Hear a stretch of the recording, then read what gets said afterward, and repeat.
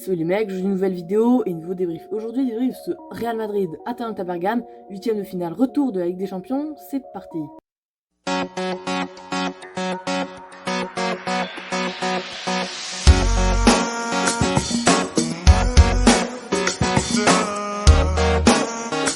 Voilà un match qui était ultra important pour le Real Madrid, moins pour l'Atalanta, honnêtement, même s'il était important, l'Atalanta jouait un peu plus sans pression, puisque dans tous les cas, voilà, c'est le Real Madrid, tout ça, alors que le Real Madrid, c'est quand même 2 fois d'affilée qui ne passe pas les huitièmes, et donc pas passer les huitièmes, on va dire, pour le Real Madrid, ça serait clairement, c'est clairement impossible, voilà, ça serait un désastre tout simplement. Mais avant de commencer le débrief de ce match, on va déjà énoncer les compositions de ce match. Déjà, du côté de Real Madrid, au début du match, on a eu une compo à 4, hein, voilà. Mais on est vite passé sur une compo à 3 défenseurs avec Varane, Ramos, Nacho pour les défenseurs centraux, Vasquez en milieu droit, Mendy en milieu gauche, Valverde, Modric, Kroos pour tous les milieux, et Benzema et Vinicius Junior en buteur. Et du côté de l'Atalanta Bergame, pardon, on a une défense à 3 avec déjà Sportiello dans les buts. Sportiello, super bon match d'ailleurs de Sportiello. Toloy, Romero, Jim Sissi pour les défenses centraux, Maël en milieu droit, Gozens en milieu gauche, Deroun, Pessina pour les 2-8, Bajnowski en milieu droit, Pasalic en milieu gauche et Muriel en buteur. Maintenant, on va passer aux enjeux du match. Comme je vous l'ai dit, c'était un match super important pour le Real Madrid parce qu'il devait gagner clairement. Comme je vous l'ai dit, ça serait clairement scandaleux si le Real ne venait à pas passer ce soir. Ça serait clairement scandaleux. Et pour l'Atalanta, alors ok, ils avaient la pression, tout ça, mais beaucoup moins, je pense, parce que dans tout cas, c'est l'Atalanta Bergame, mais c'est pas le Real Madrid. Ils peuvent se permettre, on va dire, des erreurs. Tout ça. Déjà, les gars, ce qu'il faut noter avant ce match, c'est qu'il y a eu beaucoup de vent. Il y a eu du vent, surtout en première mi-temps, le vent était pour le Real Madrid et en seconde mi-temps, le vent était pour l'Atalanta. Et moi, je trouve que c'est mieux dans un match de foot, quand tu fais un goal à goal avec tes potes, c'est mieux d'avoir le vent pour toi parce que du coup, tes frappes vont plus vite. Mais je vous jure que dans un match de foot, je pense que c'est mieux d'avoir le vent contre toi. Parce que les passes en profondeur sont beaucoup plus précises. Et on l'a vu dans cette première mi-temps, le Real Madrid a tenté parfois des transversales, mais c'était très approximatif parce que il ne visait pas, il ne pouvait pas viser à cause de ce vent qui partait en cacahuète. Bref, on va vérifier ce match. Muriel, à un moment, il va pouvoir centrer sur Gozens. Gozens frappe, essaye de frapper, bon, frappe de merde, hein. Courtois la capte tranquillement.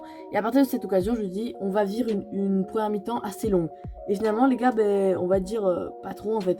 Pas vraiment, les gars. Vinicius, en plus d'avoir une occasion juste après, va pouvoir dribbler magnifique. Il la met à Benzema, il redribble tout ça. Et là, grosse faute de Jim City, ou bref, j'en sais plus rien, mais bon, Romero, Jim City, Tola, ils sont tous les mêmes, hein. Ils font tous des fautes, ils simulent tous, ça me casse les couilles, ça par contre. Désolé, je sors un peu de mes gants, mais les gars, vraiment, c'est comme au match aller de l'Atalanta, mais quand ils jouent en Serie A, c'est une équipe italienne, mais pas avec l'âme d'une équipe italienne, on va dire. Parce qu'ils sont joueurs, ils veulent marquer des buts à tout prix, et dès qu'ils passent en mode Ligue des Champions, ils passent en mode équipe italienne, c'est-à-dire simulation, c'est-à-dire on se prend le moins de buts possible, on est chiant, mais pourquoi vous ne jouez pas comme ça? Alors quand on joue le FC Valence en Ligue des Champions, oui, là on est joueur, dès que ça joue Real Madrid, ça bégaye. Voilà, faute sur Vinicius, pas sifflé, hein. L'arbitrage, les 15-20 premières minutes étaient vraiment claqués au sol. Et comme par hasard, ces 15-20 premières minutes, c'est là où le Real, on a été le moins bon de cette première mi-temps. Après, ça s'est un peu calmé, même si après, il y a eu une énorme faute pas sifflée, mais bon, ça, on y viendra après. Pour toi, les gars, à un moment, sur ces dégagements, par contre, il faut vraiment qu'il fasse un truc. Je sais pas s'il faut qu'il travaille sur ces dégagements. En fait, je comprends pas. Je sais pas s'il est débile ou quoi, mais vraiment, Courtois, t'es un très bon goal. T'es un très bon goal en termes de parade, tout ça, en termes de réflexe. Surtout en termes de parade, au réflexe pour moi c'est pas vraiment le meilleur, mais en termes de parade t'es super bon, bravo. En même temps tu fais 2 mètres, mais voilà. Mais au niveau de dégagement, je pense que Courtois, c'est le pire goal du 21e siècle que le Real Madrid on a connu. Parce que vraiment, mais ces dégagements sont vraiment catastrophiques. C'est fou comme. Il rate tout au niveau des dégagements. Ou alors quand il rate pas, il le met devant, ou alors il le met dans l'axe, la pire truc à faire. Du coup, c'est assez compliqué. Vinicius à un moment va avoir une énorme occasion, il va avoir un compte pour Real Madrid, il la met à Benzema, Benzema la remet à Vinicius, Vinicius, donc il n'y a plus de goal dans les buts de l'Atalanta, il n'y a plus de goal, mais il y a des défenseurs qui arrivent. Et Vinicius, pour moi, il doit la prendre direct. Il doit la prendre direct. Après, il y avait le ballon qui à cause du vent, y allait un peu comme ça. Du coup, peut-être c'est pour ça qu'il n'a pas frappé. Du coup, il a préféré contrôler et refrapper après, mais ça va être contré, du coup. Et sur cette même action, le Real pousse et le Real va tenter une frappe. Et c'est Modric, le Croate, qui va tenter justement cette frappe, mais qui va passer au-dessus. Et la frappe allait à une vitesse super folle puisque le vent était pour le Real Madrid dans cette première mi-temps, comme je l'ai dit tout à l'heure. Et les gars, là on a bénéficié d'un peu de chance, le Real Madrid, avec une passe de Sportiello, un dégagement nul à chier. Modric, par contre, son contrôle il est incroyable. Gros, il met son pied sur son épaule. C'est impossible de faire ça. Il le met, il court, il est face au but. Et là, je me dis, alors, Modric, s'il joue la sécurité, il tire. Parce que la sécurité, c'est de tirer là, dans ces moments-là. Parce que t'as un défenseur qui arrive, t'as Jim City qui arrive, qui tacle comme un attardé. Euh, mais tu peux la mettre à Benzema, mais bon, comme t'as Jim City qui arrive comme un attardé, voilà. Surtout que le ballon, en plus, il allait un peu comme le vent est pour le Real Madrid. On a l'impression, à un moment, on a revu l'action au ralenti, on a vraiment, enfin, c'est pas une impression, c'est le ballon, vraiment, il fait nanana. Et c'est très compliqué pour Modric. Finalement, il arrive à faire la passe miraculeusement pour Benzema qui frappe et qui vient marquer le but du 1-0. Il ouvre le score pour le Real Madrid. Superbe au meilleur des moments, j'ai envie de dire. Parce que voilà, c'est vers la 30e minute de jeu, après tout ça, tout ça. Malinowski va tenter une frappe. Alors, après la vue, on se dit, wow, elle est passée juste à côté. Finalement, elle est passée à 4 mètres. Hein, mais bon, voilà. Et les gars, là, c'est là l'action pas sifflée sur Vasquez. Vasquez fait un super truc, il dribble tout le monde. À un moment, c'est le dernier dribble à faire. Il le fait. Jim City ou Romero ou Toloy, bon, je sais pas qui c'est, mais comme je vous dis, c'est tous les mêmes. Je déteste tous d'ailleurs. Bref, je sais pas qui, du coup, il fait une faute sur Vasquez. Je crois que c'était Jim City, hein, mais je suis pas sûre à 100%. La faute n'est pas sifflée. Et après, il y a un contre. Sur le contre, à un moment, il la met à Muriel et l'arbitre siffle à mi-temps. Alors, et après, Dimeco, que c'est pas vraiment un commentateur que j'aime bien, mais bon, dans tous les cas, Beansport reprend les droits l'année prochaine, c'est bien. Au moins, on aura de vrais commentateurs. Dit ouais, mais c'est un scandale, là, faut laisser. Alors, je suis d'accord, faut laisser l'action. En tant que supporter du Real Madrid, même, il faudrait laisser l'action pour l'Atalanta Bergame. Mais comment tu peux dire ça après une faute qui aurait pu peut-être te coûter une énorme occasion, un coup franc qui aurait pu te permettre de mener 2-0, quoi. Enfin, franchement, Dimeco pourrait dire, genre, ouais, après, il aurait dû siffler, mais c'est vrai que à la base, il y a faute, donc voilà. Non, le mec, c'est. Voilà. Et c'est fou, les deux commentateurs, les gars, dans ce match, ils sont tous pour le Real Madrid. En fait, je veux t'expliquer un truc. Quand tu es pas pour le Barça, tu peux être pour le Real Madrid, donc là, tu es forcément anti-barcelonais. Je l'assume, je suis anti-barcelonais, mais en même temps, c'est logique. Les Barcelonais sont anti-Real Madrid.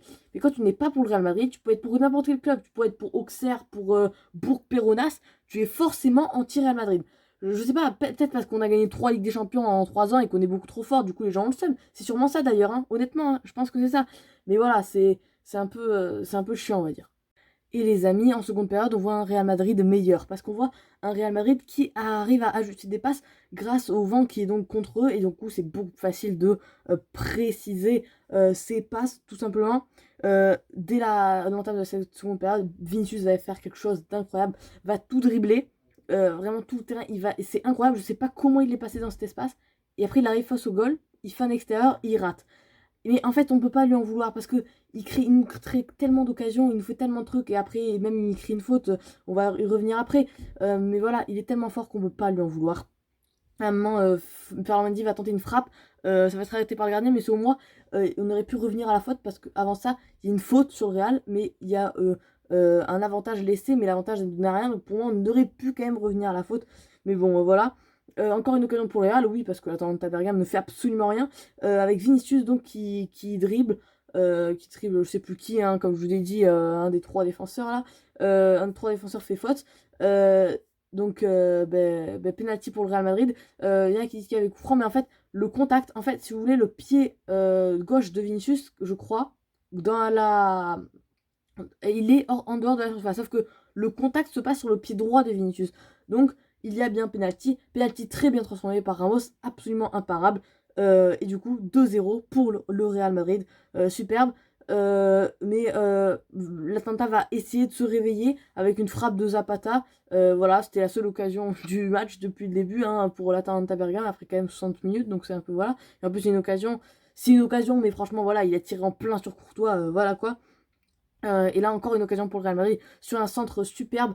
Benzema la met en fait à droite pour Lucas Vazquez, sans de Lucas Vazquez, tête de Benzema, arrêt incroyable de Sportiello. Benzema la remet de la tête et encore pas de but puisque Poto vient sauver l'Atalanta Bergame. Et à un moment aussi on va avoir une passe superbe de Kroos pour Rodrigo. Mais finalement le ballon va mener à rien parce que Rodrigo va la mettre à Benzema et Benzema va dribbler le gardien mais sans plus. Bref les amis pour ce débrief maintenant on va passer au top et au flop. Déjà pour les tops, je vais mettre Modric qui a été absolument incroyable dans ce match. Clairement, il a été partout. En défense surtout, il est beaucoup revenu et j'ai bien aimé ça.